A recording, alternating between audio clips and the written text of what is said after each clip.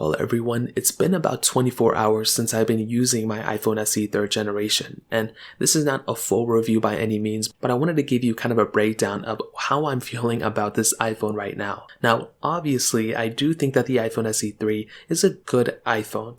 I don't think it's a crazy bad iPhone. It has the latest chipset, which is cool, but I do think that it is overpriced, and after using it and comparing it against a lot of these other iPhones, a couple of them, the iPhone 13 mini, 11, 12, and iPhone SE 2nd generation, I do think that it has a place, but I still think it's overpriced. I don't think it was a crazy big improvement. And the big thing that I noticed when I was comparing this iPhone against even its previous generation, the SE3 that came out early 2020, this iPhone, the 3rd generation iPhone SE, is banking on its performance. Apple stated heavily that this was a faster phone. It was going to be giving you X amount, better speeds than the previous generation. And even on their website, they claimed that, it's so much better this and that in terms of performance. And that's what a lot of people, all across the land were talking about as well. They were stating, hey, this iPhone is the fastest iPhone, has the latest chipset, the same amount of RAM as the iPhone 13, and it's probably the same type of performance as an iPhone 13 as well. But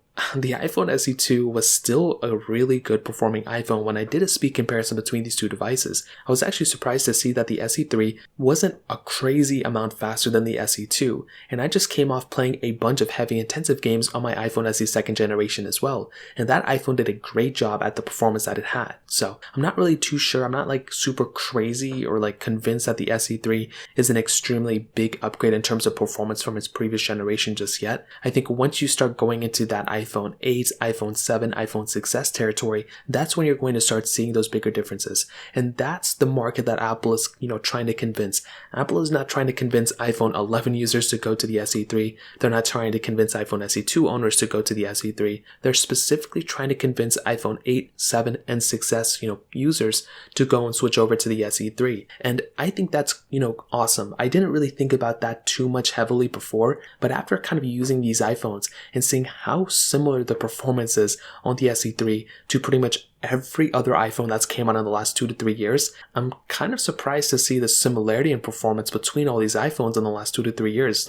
Apple states that the performance is X amount faster every single year, and I don't really see it. It's not until you go back about 3-4 years that's when you start seeing the bigger differences. And I think that's kind of clever because it makes people who have a way older iPhone wanting to upgrade a little bit more. It makes it a pretty big upgrade in that sense. Now, the build quality didn't really shock me at all. It's still exactly the same as it was before. The coloring is a little bit off. I like the iPhone SE2 color a lot more. I love that, punching white color. And this one, on the other hand, has, kind of like a goldish white to it. I don't know the best way to describe it, but I actually do like the older iPhone colors on the iPhone SE2 in my opinion. On top of that, I did test out the camera quality and everything.